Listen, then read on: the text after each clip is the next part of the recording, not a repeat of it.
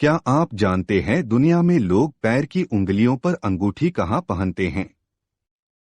और लोग लहरों पर सर्फ करने के बजाय बैल की सवारी करते हैं। नहीं, यह न्यू जर्सी के लोग नहीं हैं। यह भारत है और यह अजीब रीति रिवाजों और जिज्ञासाओं से भरी जगह है जिसके बारे में आप शायद नहीं जानते होंगे। आज आपको इन सब के बारे में बताने जा रहा हूँ। अटूट कस्में वादे। भारत में ज्यादातर लोग मानते हैं कि एक बोले गए शब्द में अपार शक्ति होती है, और यदि आप एक कस्में तोड़ते हैं तो आप आत्माओं और देवताओं को नाराज कर देंगे। सबसे शक्तिशाली वादा एक माँ का वादा है। इसलिए यदि कोई भारतीय व्यक्ति इसकी कसम खाता है तो आप उन पर विश्वास कर लें, क्योंकि वह इस वादे को कभी नहीं तोड़ेंगे। भारत में जब दो प्यार करने वाले लोग एक दूसरे से शादी करने का फैसला करते हैं तो दूल्हा अपनी दुल्हन के पैर के अंगूठे में अंगूठी डालता है। हाँ, यही रिवाज है। इन शादी की अंगूठियों को बिछिया कहा जाता है और हर दुल्हन उन्हें अपने नवविवाहित जीवन के संकेत के रूप में अपने दूसरे पैर की उंगलियों पर पहनती है। भारतीय अंग्रेजी की विचित्रता। अब भारत दुनिया के सबसे बड़े अंग्रेजी बोलने वाले देशों में से एक है, जो अमेरिका के बाद दूसरे स्थान पर है, लेकिन लगभग 880 बोली जाने वाली भाषाओं वाले देश में, जिनमें से केवल 22 को आधिकारिक तौर पर मान्यता प्राप्त है।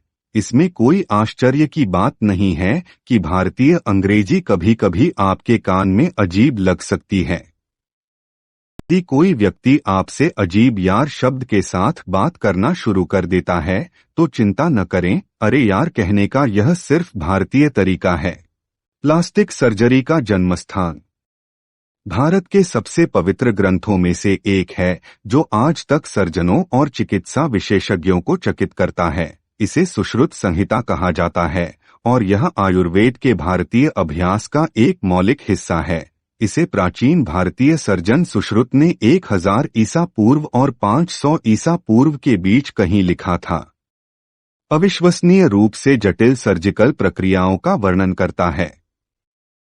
लेकिन सबसे आकर्षक बात यह है कि यह साबित करता है कि भारत शायद सभी प्लास्टिक सर्जरी का जन्मस्थान है। अपने समय के लिए भी सुश्रुत नाक निर्माण या राइनोप्लास्टी करने में पूरी तरह सक्षम थे। यदि आप तकनीकी बनना चाहते हैं तो वह ईयरलोब के पुनर्निर्माण में सक्षम था, ठीक वैसा नहीं जो फिल्मी सितारों को हमेशा के लिए युवा बना दे, लेकिन यह प्रभावशाली था। भारत का बॉलीवुड दुनिया का सबसे बड़ा फिल्म उद्योग है।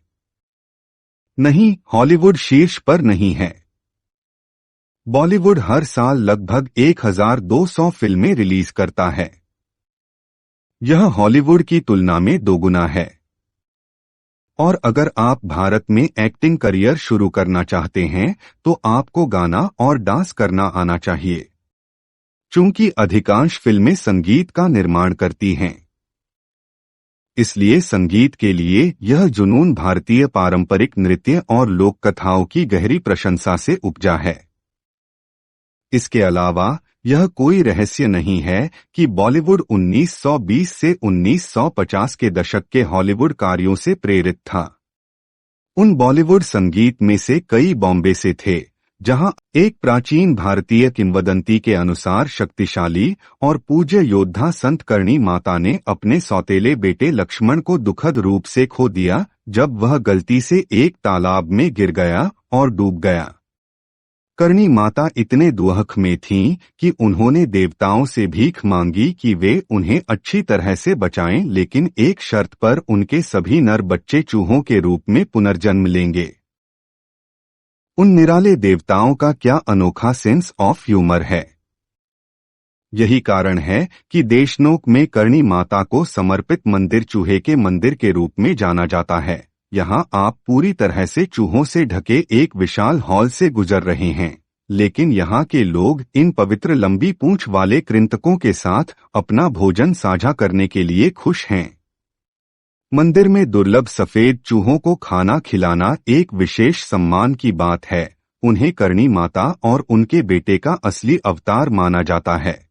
यदि आप कटाई के मौसम के बाद कभी केरल के आनंदपल्ली गांव जाते हैं तो आप कुछ सांडों को सर्फ करते हुए देख सकते हैं। आप एक बैल को बहुत सावधानी से कैसे सर्फ करते हैं? मुझे लगता है कि आप पहले देखेंगे कि वे एक कीचड़ भरे मैदान पर एक ट्रैक बनाते हैं जो बहुत बड़ा मैला दलदल बन जाता है। फिर टीमें हाँ, यह एक अद्भुत खेल है जो दो बैलों द्वारा पानी के माध्यम से खींचे जा रहे बोर्ड पर रहने के लिए प्रतिस्पर्धा करता है। इन जॉकी को इस आयोजन के लिए प्रशिक्षित किया जाता है और सांडों को तैयार किया जाता है और उनके सींगों को अच्छी और चमकदार पॉलिश करके साफ किया जाता है। क्या आप अपने आप को अपने हाथों में दो बड़े स्तनधारियों मैमल्स द्वारा संचालित बोर्ड पर लटके हुए देख सकते हैं? अपने साफ बालों के लिए किसे धन्यवाद दें? क्या आप जानते हैं शैम्पू शब्द की जड़ें भारतीय हैं? यह कोई आश्चर्य की बात नहीं है क्योंकि शैम्पू करना भारत में ही उत्पन्न होता है। मूल शब्द चंपी का अर्थ है मालिश और शुरुआत में भारत में आम जड़ी बूटियों के साथ बालों को मजबूत बनाने की प्रक्रिया का वर्णन करने के लिए इसका इस्तेमाल किया गया था। लेकिन भारत के पास उनके लुक्स पर इतना ध्यान देने का अच्छा कारण है कि देश एक महीने में $20 बिलियन से अधिक मूल्य के बाल बेचता है। भारत को प्रदूषण की समस्या के लिए बहुत आलोचना मिलती है। इस बात से कोई इनकार नहीं है कि यह एक गंभीर समस्या है, लेकिन यह वन्यजीवों के प्रति भारतीय लोगों के रवैये के बारे में कुछ नहीं कहता है। भारत में कुल 104 राष्ट्रीय उद्यान हैं, जिनका कुल कवरेज 15,000 वर्ग मील से अधिक है। पृथ्वी पर कुछ दुर्लभ जानवर इन पार्कों में रहते हैं, जैसे विचित्र दिखने वाला बैंगनी मेंढक, दुनिया का सबसे छोटा सुअर पिग्मी हॉग और सबसे बड़ा जीवित बल्ला भारतीय उड़ने वाली लोमड़ी। इन लुप्तप्राय प्रजातियों को संरक्षण की सख्त जरूरत है और भारत ने खुद को वन्यजीव संरक्षण में बहुत सक्षम साबित किया है। उदाहरण के तौर पर देश के राष्ट्रीय चिन्ह को ही लें।